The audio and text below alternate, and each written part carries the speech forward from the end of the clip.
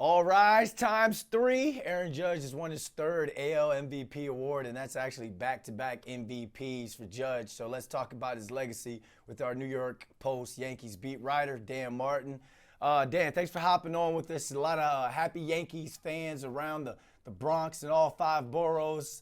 17 first place votes to Cal Raleigh's 13. He finished with 355 to 335 in total points. There's a lot of people out there that feel like Raleigh was snubbed. So what do you think made voters go with Judge in the end? Well, Brandon, it was just the numbers and the all-around game that Judge provides. Raleigh had an unbelievable year with the home runs. A lot of people value his catching because that is a tough thing to do. He caught a lot of games this year, and to be able to produce like he did, that's why it was such a close vote. But when you look at what Judge did with in terms of leading the league in batting average, on base percentage, slugging percentage, OPS, everything really except home runs. And who knows, he might have challenged Raleigh there too had he not hurt his elbow in the middle of the year. So you just look at everything that Judge brings. He's the most feared hitter, certainly in the American League. Obviously Ohtani when he's hot, he's almost as good. But just everything that Judge does, he goes through these stretches where no one can get him out. And opposing teams treated him as such for times there where he just kept getting intentionally walked. Raleigh is a force, but he's not as good at getting on base as Judge. And look, Judge just he rises to the moment. Uh, he's a Yankee, so people watch him play more often. Raleigh is a little bit lost in the shuffle there in Seattle, but he did great things. He helped the Mariners get to their first division title since 2001, the ALCS for the first time since 2001. So he did some great things, but I think most people expected Judge to win. Some people were certainly surprised that it was as close as it was. But you never know how these voters are going to, where they're from or what games they've watched. So I did expect kind of a close vote. I wasn't convinced that Judge would win. I thought he should win. And obviously that's the way it turned out. And he's, won three out of the last 4 years. The only year he didn't win was because of that toe injury. Who knows? He might have won four in a row. So he's really on an incredible run right now. He's the captain and the backbone of this team and this franchise. So were you kind of surprised that he was able to do it without Juan Soto? And does that make this MVP award mean a little bit more to him?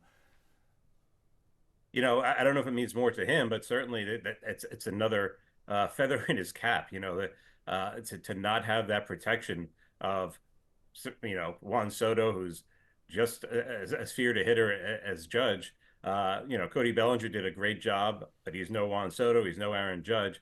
So there are times when it felt like Judge was carrying the offense. So I think from an outsider's perspective, it is a more impressive feat that he was able to do it without a lot of protection. That he was able to do it despite playing with an elbow that was not 100% for the whole second half of the year. And he Judge insisted it didn't affect him at the plate. The numbers would indicate otherwise, certainly right after he suffered that injury. So to be able to do all that, to come back and play right field, even if it wasn't at his best in the second half of the year, that was impressive. So yeah, I mean, you put it all together, and it's hard to compare all of his years. 22, he had the 62 home runs last year. In 24 was probably his best all-around season. He might have even topped that this past year, if he hadn't gotten hurt. And so, there's no reason to think that, he's going to slow down at any point. So, it'll be interesting to see who is hitting in front or behind him next year, but it almost doesn't matter at this point. He's got a lot of baseball left in him, but does winning a third MVP make him a sure thing to be a first ballot Hall of Famer? I don't think there's any doubt about that. I don't even know if he needed the MVP this year. Just what he's been able to do for the past 5 years. One of the biggest stars in the game. For him to cement his legacy as one of the greatest Yankees of all time, he probably does need a world championship. But to get into the Hall of Fame, first ballot, I think that's a slam dunk at this point. Um, and Don Mattingly was around a lot this postseason with the Blue Jays, and you can see he's revered. He's a Yankee legend, and he didn't even get to a World Series. So Judge does need that to become one of the guys like Mantle, Gehrig, Ruth, all the guys that we know about, the Jeters of more recent vintage. But what he's done individually and the amount of wins that he's helped the Yankees get, he's definitely going to have his number retired, Monument Park, the whole thing. He just has that one thing that will bring him up to where everyone else is that he wants to get to, and he knows that. He talked about it last night after he won the award. That he would trade all of these MVPs and all the individual accolades for one championship. And, he still has time to do it, but the clock is ticking. Dan Martin, thanks for hopping on with us. You bet, Brandon.